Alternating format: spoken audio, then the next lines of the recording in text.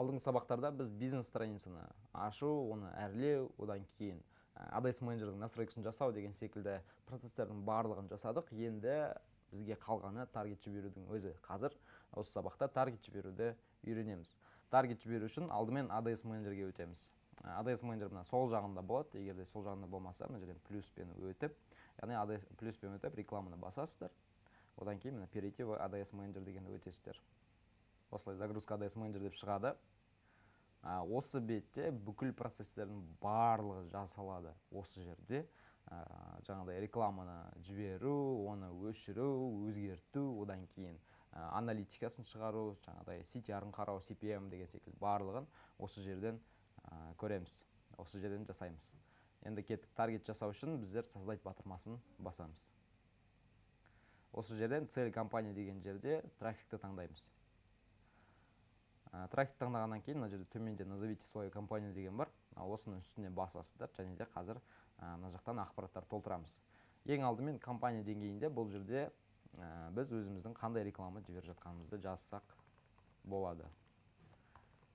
Және де біздің рекламамыздың жүру уақытын жазып қояйық, себебі реклама қай уақытта тоқтайтынын бірден көріп отырамыз. Барынша өзімізге түсінікті болатындай болу керек, және де бұны біздің клиенттер көрмейді, бұны тек қана өзіміз ғана көреміз. Келесі группа повеление деңгейінде біз өзіміздің рекламамызды кімдерге көрсететінімізді енгіземіз.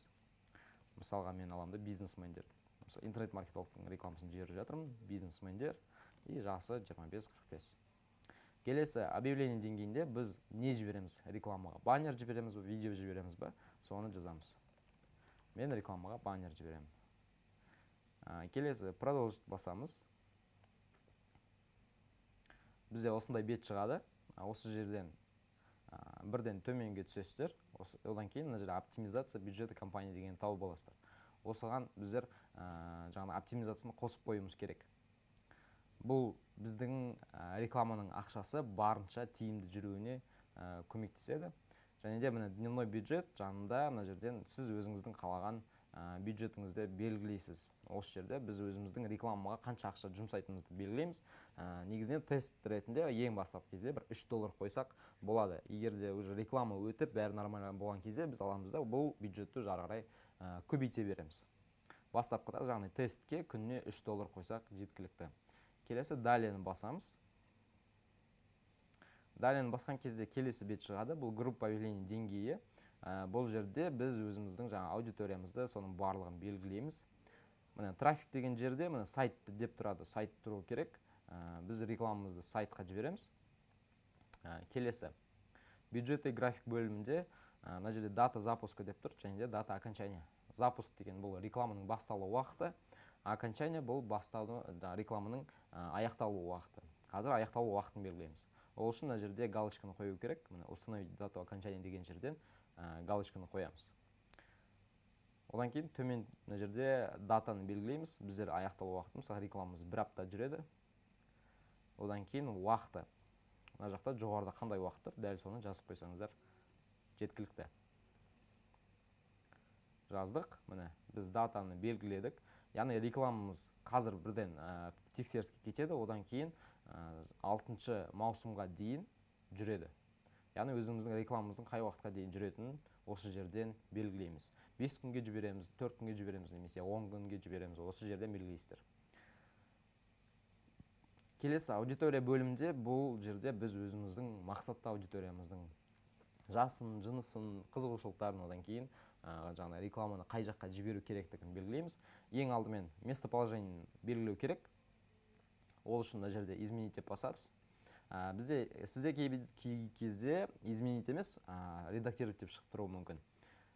Живущий здесь или недавно постелили деп жазылып тұр. Осы жерден біз аламыз да, живущий здесь деп таңдаймыз. Не себепті? Бұл жерде біз рекламамызды именно осы жергілікті тұрғындарға рекламаны көрсетеміз. Ол жақтан туристер келуі мүмкін, басқа елдерден немесе басқа қаладан келуі мүмкін. Ол адамдарға біздің рекламамыз өтпеуі мүмкін. Яғни біздің ақшамыз бос кетеді. Сол себепті люди живущие здесь таңдаймыз. Сіздің егер де кәсібіңіз ресторан, кафе, белгілі бір орны болатын болса, онда осы жерден өзіңіздің қалаңызды таңдасаңыз болады. Мысалы, Ақтөбе деген секілді. Ақтөбе деп белгілейміз. Енді келесі мысалы плюс 40 километр деп жазылып тұр. Бұл біздің рекламамыздың көрсетілу аймағы. Оны бұл жерден аламыз да, только текущий город деп белгілесек, тек қана Ақтөбе қаласына біздің рекламамыз көрінеді. Егер де тағы да қалалар керек болатын болса, немесе сізге бүкіл Қазақстанға жіберу керек болатын болса, онда басында бізде Қазақстан деп тұрды, сол жерден қозғамасаңыз болады. Мына жерде Қазақстан деп белгілеген кезде бүкіл біздің рекламамыз Қазақстанға көрінеді. Нақты местоположениені осы жерден белгілейміз. Келесі, бізде бұл жерде өзіміздің мақсат аудиториямыздың жасын белгілейміз. Возраст деген жерден изменить деп басасыз, және де өзімізге керек жасты белгілейміз. Мен 25-45 жастағы кәсіпкерлерге қазір рекламаны жіберемін. 25-45, все, кеттік. Келесі, бұл жерде пол. Кәсіпкерлер әйел адамдарда, жаңағыдай ер адамдарда болады, сол себепті бұл жерде изменить деп басқан кезде все шығады, мужчина және женщина. Егер де сізге тек қана әйел адам керек болатын болса, женщина басасыз, ер адам керек болса, мужчина қалады. Егер де екеуі де болатын болса, онда все деп тұра береді. Енді маңызды бір бөлімі бұл детальный таргетинг. Детальный таргетингте біз не істейміз? Осы жерден біз өзіміздің жаңағыдай мақсатты аудиториямыздың қызығушылықтарын белгілейміз. Тағы да изменить деп басамыз, және де бұл жерден не істейміз? Қазір бизнес-менеджердің қызығушылықтарын табамыз. Бизнес деп жазған кезде, бізде астында осылай осы бизнес деген сөзі бар, қызығушылықтар шығады.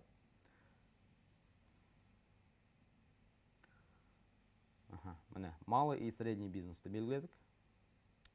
Одан кейін осылай бір ғана интересті жазбағаннан кейін бізге Facebook өте үлкен көмегін тигізіп отыр. Рекомендация басқан кезде бізге осы қызығушылыққа ұқсас тағы да басқаларын көрсетеді. Осы жерде владельцы таңдаймыз, одан кейін основатель таңдаймыз.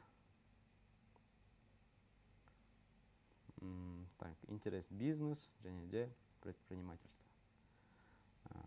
Кеттік. Бұл жерде максимум бір 5-10 интерес таңдасаңыздар жеткілікті болады. Одан көп болатын болса, ол былайша айтқанда каша болады. Уже Facebook бізге рекламамызды кімге көрсететінін білмей қалады, сол себепті бұл жерден нақты бір ғана аудиторияны таңдаған дұрыс.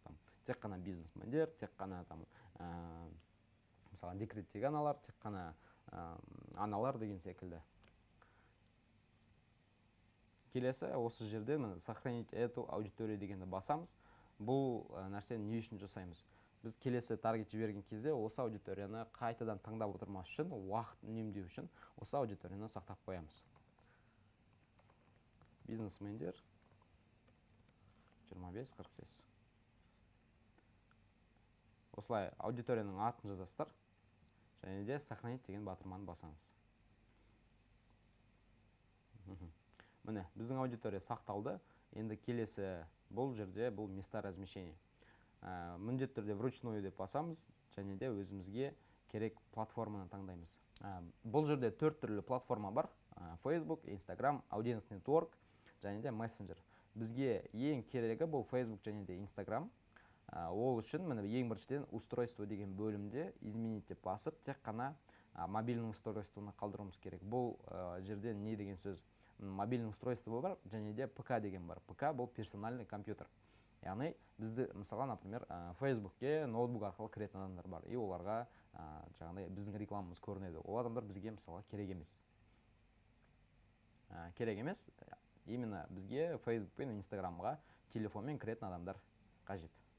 Сол себепті ПК-ның жанынан галочканы алып тастайсыздар. Мобильный устройствоны қалды, енді келесі платформаны таңдаймыз. Audience Network'ты алып тастаймыз, және де Messenger'ды алып тастаймыз. Бізде Facebook пен Instagram қалды. Facebook'тың өзінен алып тастаймыз да, бізде тек қана лента Facebook'тың өзін қалдырсақ жеткілікті болады. Енді қараңыздар, Instagram'да мына жерде бізде лента бар, интересный бар, және де история бар. Яғни рекламамыз 4 түрлі алаңда көрсетіледі: историяда, интересныйда, лента, Instagram'ның лентасында және де Facebook'тың лентасында.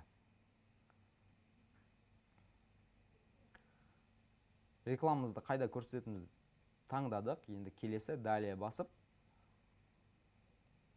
далені басқан кезде біздер келесі жаңағыдай объявление деңгейінде түсеміз, және де осы жерден өзіміздің ашқан бизнес страницамызды алдымен белгілеп аламыз, таңдап аламыз. Міне страница Facebook деген жерден үстіне басасыздар. Басқан кезде өзіміздің страницамызды тауып аламыз. Мына жақтан болуы мүмкін, немесе мына жақта болуы мүмкін.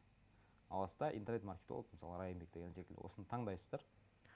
Бірден Instagram тіркеліп тұрады. Instagram тіркеліп тұрған кезде мына аккаунт Instagram деген жерде біздің Instagram шығып тұрады. Төмен түсеміз. Бізде рекламаның форматы одно изображение или видео.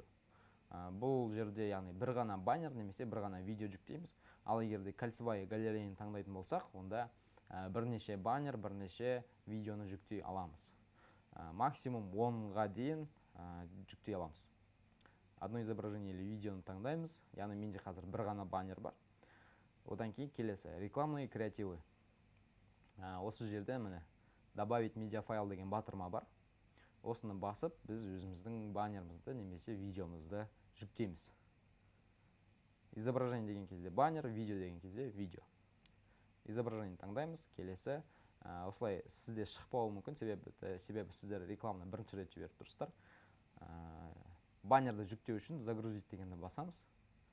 Біздің неміз баннеріміз уже неде тұру керек.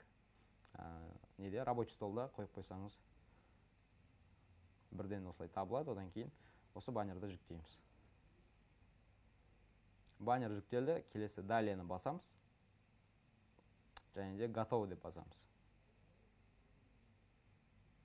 Готовы деп басамыз. Міне кеттік. Біздің мына жерде сізде включить предпросмотр деген мына жерде сізде шықпауы мүмкін. Осы жерден аласыздар. Міне көк кнопка айналдырған кезде біздің рекламамыз адамдарға қалай көрінетінін осы жерден байқаймыз. Кеттік. Основной текст жазамыз. Енді қараңыз, основной текст деген жерден біз не істейміз? Өзіміздің офферімізді, оффер, және де копирайтинг.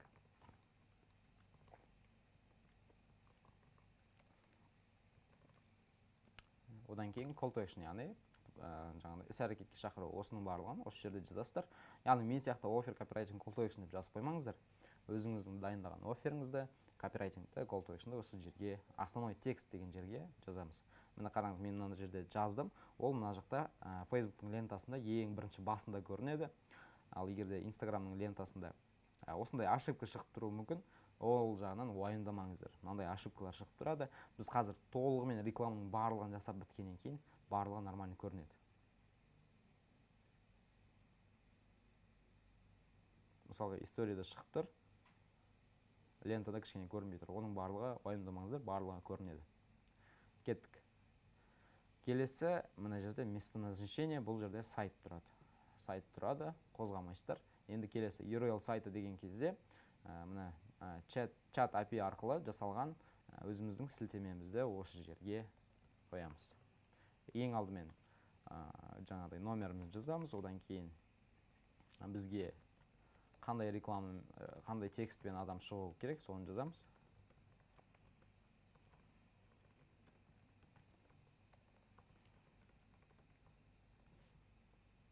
Сформировать деп басып, бізде мына жердегі сілтемені көшіріп аламыз. Келесі қайттан ADS менеджерге өтеміз де, міне URL сайты деген жерден осы сілтемені қоямыз.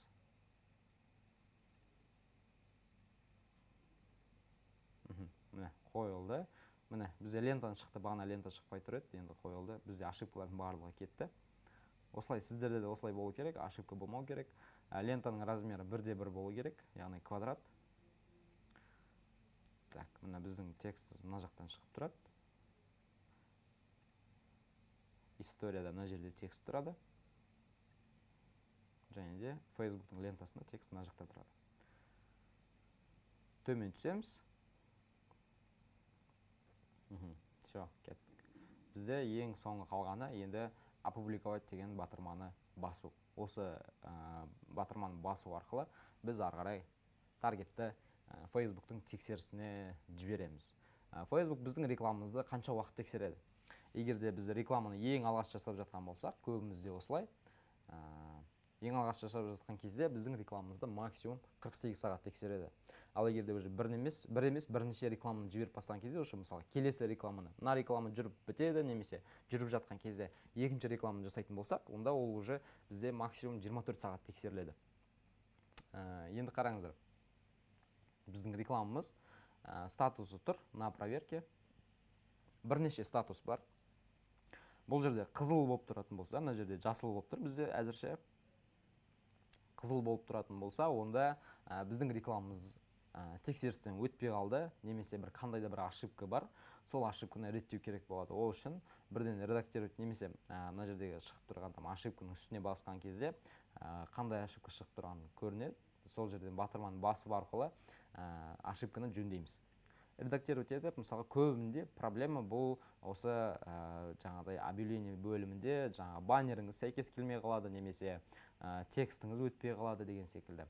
Осы нәрсе болады. Сол себепті бірден осы объявление деңгейіндегі өтіп, ішінен жаңағыдай текстті дұрыстаймыз, баннер размер келмейтін болса размерін келтіреміз деген секілді жаңағыдай жөндеу жұмыстарын жүргіземіз. Одан кейін келесі статус показ, бұл действующий деген нәрсе бар. Действующий дегеніміз бұл біздің рекламамыз уже жаңағы неге кетті. Тексерістен өтті, ары қарай уже рекламамыз жүріп бастады деген сөз. Бізде бір 2-3 сағаттан кейін уже мына жақтан статистика көріне бастайды. Бізде охват пайда болады, кликтің саны пайда болады, кликтің бағасы, қанша ақша кетті, соның барлығы осы жақтан көрініп отырады. Және де запланированные группы деген нәрсе бар. Статус показы запланированные группы деп сізде шығуы мүмкін. Ондай статус не себепті шығады? Міне қараңыздар. Мына біздер аудиторияны таңдайтын бөлімде, группа объявление бөлімінде, мына жақта дата запуска деген кезде, мына жақтан уақытын өзгертетін болсақ, алдағы уақытты қойып қоятын болсақ, мен мысалы, например, мына жерде Лос-Анджелестің уақыты мен аламда, бұл жерден 31 деймде, яғни біздің рекламамыз уже бір күннен кейін шығады. Сол себепті бізде статуста запланированные группы деп тұрады. Егерде рекламаның дәл қазір шыққанын қаласаңыз, онда мына жақта дата запусканы вообще қозғамаған дұрыс.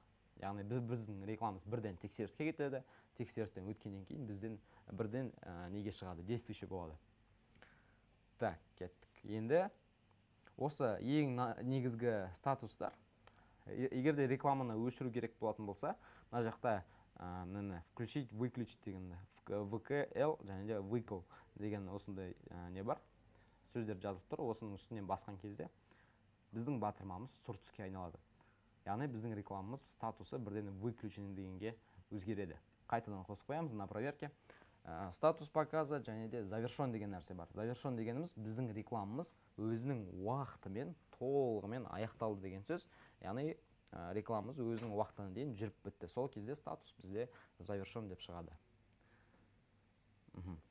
Қараңыздар, сіздер ең алғашқы өздеріңіздің таргеттеріңізді жасап бастадыңыздар.